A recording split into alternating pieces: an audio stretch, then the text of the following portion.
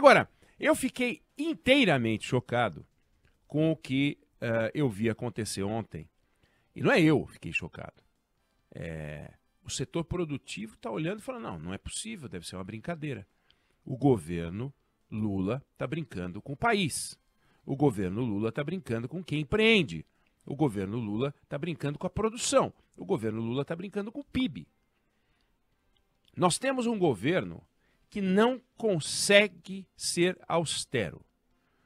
Um governo que é incapaz de cortar uma pequena despesa, nada. Não consegue cortar nada. Tanto é que não consegue cortar nada que a gente viu. O governo tinha prometido 1% do PIB de superávit no orçamento para 2026, último ano do governo, jogou essa meta para 2028, que é o segundo ano do mandato do sucessor do Lula, ou seja, não é meu problema, é problema do próximo. Se for eu o presidente, aí eu penso. Esse governo não sabe enfrentar a missão de cortar despesa e não quer enfrentar o custo político, não quer enfrentar as corporações, não quer enfrentar os deputados neste campo, porque são todos amigos na hora de gastar, de fazer obra eleitoreira. Aí o governo fica lançando programas com nome bonito. Acredita, nova indústria, tem vários. Em vez de eles chamarem os economistas, eles chamam os publicitários. Aí eles dão o nome e depois vê o que faz. Então, tudo mostra que não temos austeridade. Nós descobrimos que o governo também não consegue ter uma coordenação com o Congresso Nacional. E aí o governo pega e faz o quê? Faz uma estrepulia, mas assim, para usar um nome gentil, né? Uma estrepulia, que é ir ao Supremo Tribunal Federal judicializar a política. Judicializar a política. Vão dizer os defensores intransigentes do governo que o governo está sendo austero. Mas que austero? Olha para dentro de casa e vai cortar, e resolveu, no entanto, judicializar a política.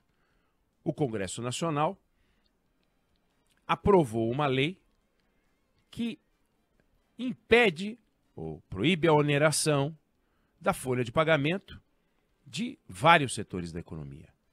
Começou agora? Não! Começou em 2011. Começou em 2011, em 2012, governo da senhora Dilma. No escopo de um outro projeto desses que o PT adora com nome bonito, Brasil Maior, o governo lançou até uma cartilha explicando o funcionamento da desoneração da folha de pagamentos. Quem quiser recupera, está lá. Como é que funciona, quais são os setores beneficiados, qual é o artigo constitucional que ampara essa decisão, quais são as leis que amparam essa decisão. E como os empresários, quais setores podem acionar e como é feito.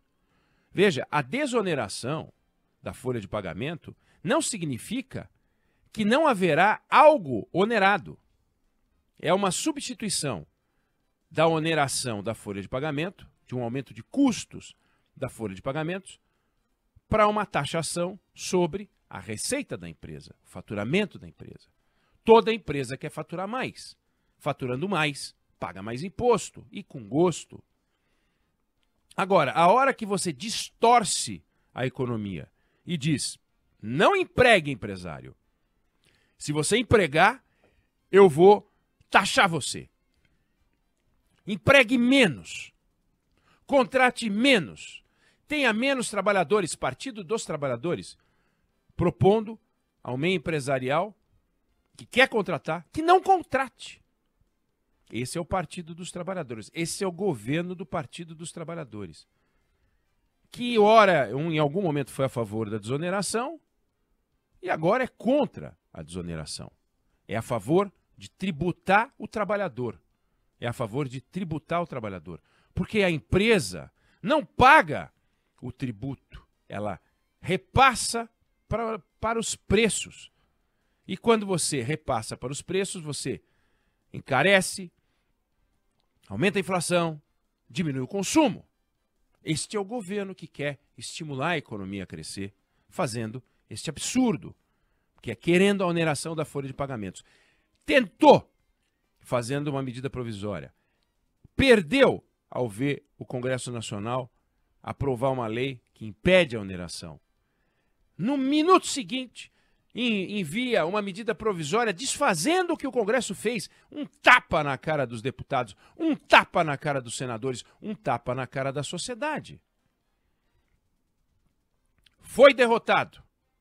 O Congresso Nacional, de novo, precisou se reunir para dizer não, governo. E o governo fez o quê? Judicializou. Foi ao Supremo Tribunal Federal. Igual ao Bolsonaro, que fez a mesma coisa em 2020. Lula e Bolsonaro, mãos dadas contra o trabalhador. Lula e Bolsonaro, mãos dadas pela oneração da folha de pagamentos. Lula e Bolsonaro, mãos dadas contra o emprego. No discurso, não. 2020, Bolsonaro. 2024, Lula. Irmãos contra a desoneração da folha de pagamentos. E então, Lula entra no Supremo Tribunal Federal. Vamos dizer, não, foi a Advocacia Geral da União. Para, o presidente mandou. Caiu nas mãos do ministro escolhido por Lula. Sabe-se lá por que motivos, sabe-se lá se por gratidão, sabe-se lá se por convicção, mas diferente do que fez o relator da vez anterior, porque o relator da vez anterior era o Ricardo Lewandowski, que agora no governo do PT deve ter ficado quietinho, porque quando ele era ministro do Supremo, ele foi o relator e votou contra a reoneração, a favor da manutenção da desoneração. E era guardião da Constituição, como Cristiano Zanin é guardião da Constituição, e Cristiano Zanin, ao contrário, suspendeu os efeitos da desoneração e mandou imediatamente para o plenário, para que resolva esse pleito do governo, essa ação direta de inconstitucionalidade. O mesmo que aconteceu da outra vez, mas o Supremo não chegou ao final, a uma decisão final. Veja, governo federal que não corta nada nas suas despesas, que não olha para suas entranhas, governo federal que não quer saber de nada a não ser arrecadar e tributar até o ar que você respira. Até o ar que você respira. E se você tiver que respirar um pouco menos, para o governo, tá tudo bem, desde que o dinheiro caia no caixa. Então aqui a gente aguarda, lamenta a decisão do governo, uma decisão que depois de agredir o Congresso, agride de novo, e agora a sociedade como um todo, indo e judicializando, governo que cobra, Fernando Haddad falava em pacto com o Congresso Nacional, um pacto com facada pelas costas. E o pacto com a sociedade? E o compromisso com a sociedade? E o compromisso com o emprego? Então a gente fica no aguardo, fica observando o que o Supremo Tribunal vai fazer, torcendo para que o Supremo entenda como é o bom senso, que essa lei, que vem sendo adotada no Brasil desde 2011, foi renovada e renovada, com mudanças, foram 28 setores, hoje são 17, mas foi indo. O próprio Bolsonaro, que recorreu ao Supremo em 2020, depois renovou em 2022 a lei que valia só até 2023 e que foi renovada pelo Congresso até 2027. Isso é uma coisa que tem que ser resolvida de uma vez por todas. Os lobbies fazem de tudo para entrar na Constituição. O pobre do trabalhador, que tem o pior lobby de todos, e vão dizer que é o lobby dos setores industriais, o lobby das grandes empresas. Que papinho!